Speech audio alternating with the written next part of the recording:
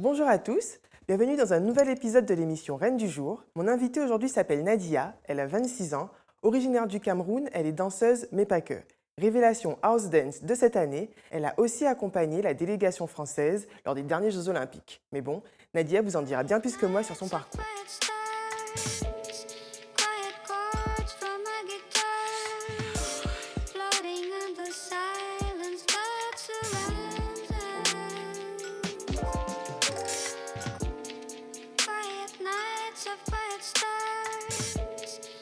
Salut Nadia. Salut, Écoute, je suis ravie de t'avoir parmi nous, de t'avoir comme nouvelle invitée. merci pour l'invitation. Eh ben, je te propose qu'on parle un petit peu de toi, que tu nous racontes, parce que je sais qu'il s'est passé pas mal de choses ces derniers mois. Ouais. Et on va commencer par les Jeux Olympiques. Ok. Dis-nous tout. Les Jeux Olympiques au mois d'août dernier, on est parti avec mon groupe et mon coach. Mon groupe, donc du coup, Paradoxal, au Brésil, à Rio. On a été repérés, on va dire, au mois de mai, déjà avant, parce qu'on était déjà au Brésil pour un des plus grands festivals de danse urbaine au Brésil, qui s'appelle le Rio H2K. Ok. Et donc pendant un soir où on présentait notre création d'une heure, il y avait, si je me rappelle bien, le représentant culturel, en tout cas des alliances franco-brésiliennes ou quelque chose dans le genre, qui a bien aimé notre spectacle, notre création et là, du coup, par la suite, nous a invités pour les Jeux Olympiques, pour accompagner en fait les athlètes, animer le village olympique à Rio. Et c'est une expérience pour moi qui était très magnifique, qui a vraiment été magnifique. Une expérience humaine et artistique. Moi, j'ai eu la chance de côtoyer, entre guillemets, les athlètes. Bon, on a pris l'avion avec Teddy Riner et sa famille. Et tout. On a vu de loin Tsonga, mon fils. J'ai pu apercevoir aussi le prince de Monaco qui était là apparemment, qui dansait sur la musique de Black M. Et pour moi, il y a un événement qui m'a beaucoup marqué. Ok. C'est la rencontre avec l'artiste Manu Dibango. D'accord. Pourquoi Manu Dibango? Parce que c'est un artiste qui a bercé mon enfance, qui a bercé d'abord le Cameroun, qui est d'origine camerounaise, et qui berce le monde avec sa musique. Et donc du coup, depuis que je suis toute petite, j'écoute ses sons. C'est le number one dans la famille, dans le monde, au Cameroun. Et le fait de le rencontrer et de partager un bout de scène avec lui, pour moi, ça a été, c'est comme un rêve d'enfant qui s'est réalisé. C'était magnifique. Je vois dans tes yeux quand tu en parles que c'était un grand moment. Oui. Et ça fait combien de temps que tu pratiques la danse? Bon, la danse en général, ou juste danser. Bon, je danse depuis toute petite. Voilà, j'ai commencé par les danses africaines du Cameroun, quand j'étais au Cameroun. Et maintenant, mon premier vrai cours de danse, c'est quand je suis arrivée en France. Ça devait, si je me rappelle bien, vers 2009. Et tout, c'était à la MJC de Sartrouville, avec mon premier prof du coup de danse qui s'appelle Stasé. Et du coup, c'est lui qui m'a montré un peu tous les styles, tous les bases des styles de danse hip-hop. Donc hip-hop, new style, popping, locking, house et hype. Voilà. On va repartir aussi un petit peu sur ton parcours, parce que tu vois, tu viens de me dire que tu es arrivée en France en 2009. Tu as grandi au Cameroun. Je sais que tu es passée par un autre pays avant d'arriver en France. Par l'Italie. Exactement. Par l'Italie, du coup, j'ai quitté je suis née au Cameroun, j'ai grandi au Cameroun, donc j'ai fait toute mon enfance au Cameroun. Et j'ai quitté le Cameroun quand j'avais 12 ans pour aller avec ma famille en Italie. Où ça? Dans un petit village qui s'appelle Toscolano Maderno. Comment se passe l'adaptation? C'était un peu dur pour moi parce que 12 ans, on va dire, c'est l'entrée de l'adolescence. Et du coup, tu arrives dans un petit village où tu es la seule petite fille noire, tu n'as personne qui te ressemble. Et c'était un peu dur. Déjà, l'italien, je ne parlais pas. Mais mon frère et moi, on a eu la chance, en fait, on prenait des mots en français, on rajoutait du O ou A à la fin pour se faire comprendre. Et ça passait 2 fois, donc on arrivait à se faire comprendre. Et grâce à ça, on a pu, je crois, facilement apprendre l'italien. Ce qui fait qu'on est arrivé en Italie en janvier 2002. Ouais, 2002. Et on est allé directement à l'école en février. D'accord. Ouais. En mettant des O et des A à la Voilà, fin des mots. voilà. Et après aussi,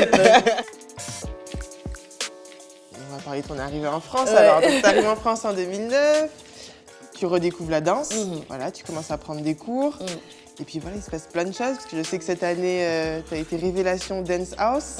House dance et Donc, tout. qu'est-ce qui se passe pendant tout ce laps de temps pour t'en arriver là? Donc, du coup, je suis arrivée en France. Et en France, ma première année de fac, mais j'ai rien fait à côté danse et tout. J'étais focus sur études. Et donc, du coup, dès la deuxième année, avant de venir déjà en France et tout, je m'étais rapprochée d'une fille qui s'appelle Cynthia, du coup, qui était danseuse aussi. Et elle m'a parlé un peu de l'environnement danse à Paris et tout ça. Et elle m'a accompagnée à un endroit, à l'époque, on appelait la Défense, la Coupole. C'était un endroit où il y avait tous les danseurs hip-hop qui s'entraînaient là-bas. Et c'était du H24. Donc, c'était pas une salle, en fait. C'était juste des couloirs où tu arrivais avec ta solo, tu trouvais un endroit vide, tu te posais et après, tu dansais jusqu'à pas d'heure. Et du coup, quand elle m'a amenée là-bas, pour moi, c'était... J'avais des étoiles dans les yeux. Pour moi, c'est comme dans les films américains où tu arrives à un endroit, tu as des danseurs à gauche et à droite. Et c'était magique pour moi. Limite, j'ai pleuré. Qu'est-ce que tu aimes dans la danse? Pourquoi tu fais de la danse? Qu'est-ce qui te prend au trip quand tu danses? C'est ce côté liberté, ce côté vérité et ce côté aussi spirituel. D'accord. Parce que je trouve, quand quelqu'un danse, il raconte une histoire. Il raconte son histoire et il ment pas en fait. Du coup, il parle à travers ses mots, à travers sa gestuelle. Et vu que c'est quelque chose qui vient vraiment de profond, donc du coup, moi aussi, je lis ça. On ne peut pas tricher quand on voilà. danse. Et justement, j'en profite que tu parles de ça parce que tu as grandi en Italie, tu as aussi vécu en France. Quand on arrive en Italie, qu'on a 12 ans, comme tu dis, on entre dans la période de l'adolescence. Tu disais que tu n'avais pas forcément de modèle. Comment on grandit en tant que petite fille noire, sans modèle, C'était compliqué. dans un petit village au fin fond de l'Italie? C'était compliqué puisque à cet âge-là, j'avoue déjà, vu que j'étais la seule fille noire, donc j'étais très complexée par ma couleur de peau, par la nature de mes cheveux, parce que j'étais en mode crépus et tout, par mes petites rondeurs, puisque mes camarades n'étaient pas comme moi. Et du coup, moi, je voulais être comme elle, en mode toute fine, cheveux longs, lisses, avec la peau toute claire et tout ça. Et du coup, en fait, ce mal-être, je crois que je l'ai consolé en me puisant plus dans la culture hip-hop. Parce qu'en Italie, j'ai commencé à vraiment à tomber amoureux de la culture hip-hop, mais plus par rapport au rap, du coup par rapport au texte et par rapport au graphe aussi, au graffiti et tout ça. Et la danse est juste venue beaucoup plus tard quand je suis arrivée en France. Donc du coup, j'étais très casanière, entre guillemets. J'écoutais beaucoup de rap, que ce soit français ou italien. Et je jouais aussi la musique en mode solo. J'essayais aussi d'écrire de temps en temps. Et de dessiner aussi, exactement. En fait, voilà, ce mal-être-là, je le consolais avec cet amour du hip-hop. Et la Nadia d'aujourd'hui? La Nadia d'aujourd'hui est fière de cette couleur noire.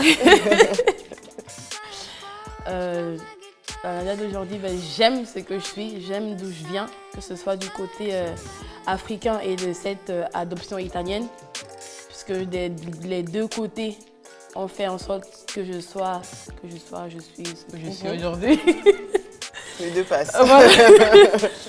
Et tout, et ces deux côtés aussi m'amèneront à accomplir de plus grandes choses demain. Et qu'est-ce qui fait de Nadia une reine des temps modernes?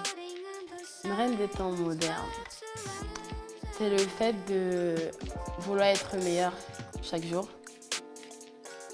Le fait de vouloir contribuer au bien des miens à mon échelle. Le fait de rendre le monde meilleur à mon échelle. Et le fait aussi d'apporter ma différence à ce grand puzzle mondial pour pouvoir créer un et après faire en sorte qu'il y ait une espèce d'harmonie. Voilà. J'adore. Voilà. Mais écoute, merci. Mais merci à toi, merci à Sharon, merci à l'équipe de m'avoir invitée, très émue. C'est la première fois du coup que moi je fais une interview comme ça et j'étais émue par ton email et ça m'a beaucoup touchée. Donc j'étais vraiment très contente d'être là et d'avoir partager un peu de moi à vous. Merci, trop cool. Merci. Bon, alors. Donc, Nadia, je te donne de elle est lumineuse, vraiment. Et je pense que c'est quelqu'un qui, comme elle a justement réussi à réécrire son histoire à travers son art, à travers la musique et la danse, mais du coup, pour moi, ça fait une personne qui est vraiment entière, quoi. Tu sens quand elle parle qu'elle le fait avec sincérité, quoi. Tout ce qu'elle fait, le fait avec sincérité pour s'épanouir et se réaliser. Et je trouve ça cool.